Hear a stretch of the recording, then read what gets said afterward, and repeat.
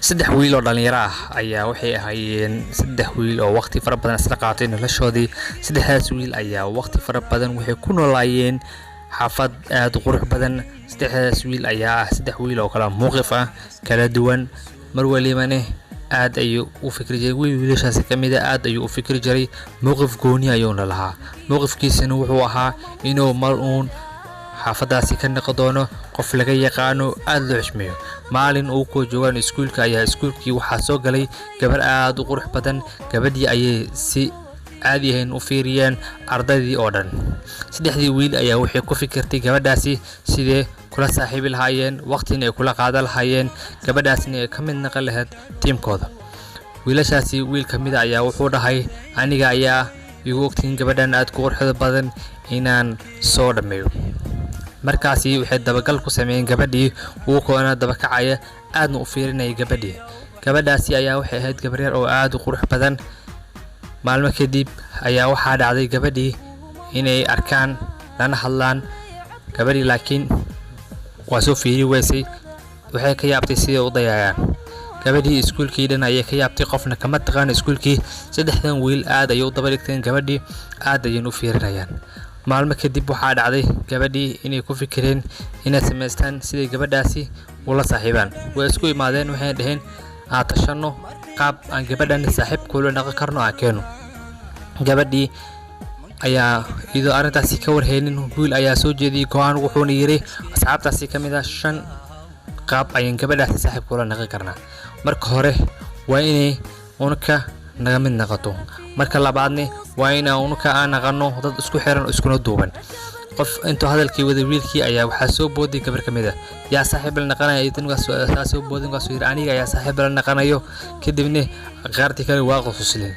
maalmo kadib wiilkii gabadhii ayaa israacay, waxayna isku raaceen sidii soo arkeen gabadhaasi oo aad ku qurux badan. gabadhii ayaa aragtay, waa taas ay dhahday, afka ayay kala taagtay, wayna la yaabtay gabadhii quruxdoodii.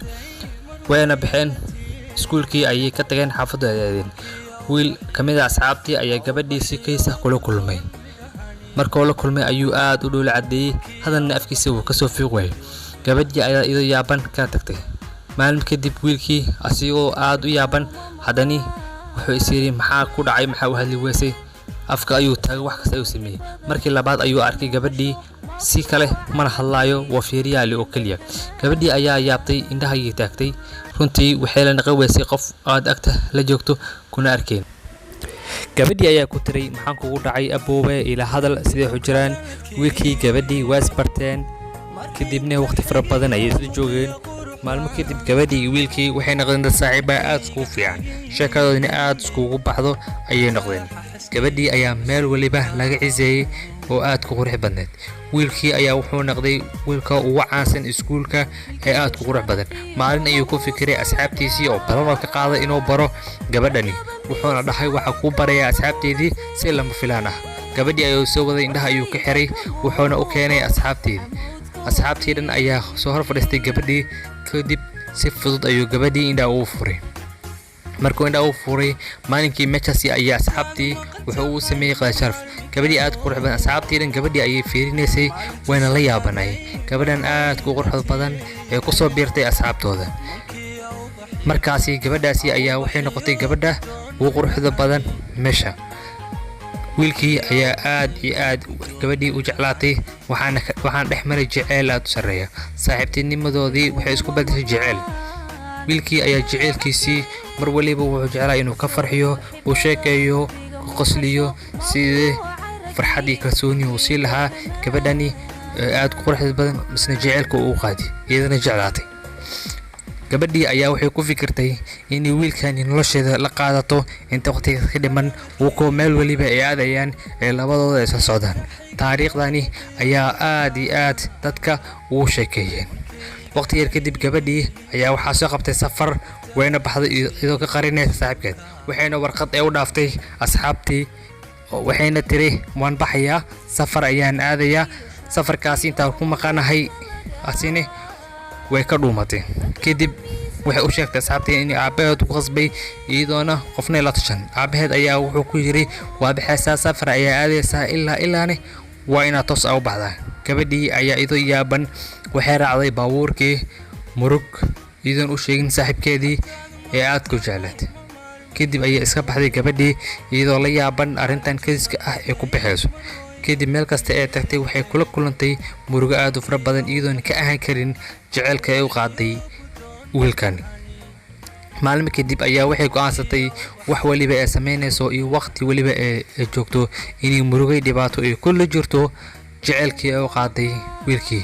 marka meel kasta ee tagto waxay dareemaysaa cidlo iyadoo qof la socda waxay dareemaysaa cidlo. kadib telefoon ayay ka soo wacday iyadoo la hadal una sheeg meesha aad joogto. kadib telefoonkii waa dhacay wuxuu dhacay telefoonkii waxaa qabtay wiil yaris oo guryaha joogay waxayna weydiisay xaaladiisa iyo siduu yahay. wuxuuna ugu yiri walaalkay aad buu dhibaataysan yahay waana murugsan yahay ee adiga soo gal qadka aan ku aragnay. gabadhii maalmo kadib ayaa qadka soo gashay waxaana group ku arkay asxaabtii oo dhan jirtay. gabadhii ayaa qadka soo gashay markaas ayaa lagu arkay iyadoo wejiga ka bararan. kadib ayaa la weydiiyay maxaa kugu dhacay maxaa ka bararay wejiga. gabadhii ayaa ku jawaabtay waxay dhibaato geystay wiil aan dirisnaanay. kadib wiil ay dirisiin ay isbarteen gabadhii wiilka dhibaatada u geystay wiilkan ayaa dhibaatada u geystay. markay isbarteen ayaan kadib ayaa waxa dhibaatadii gabadhii aad u adkaysay weysay.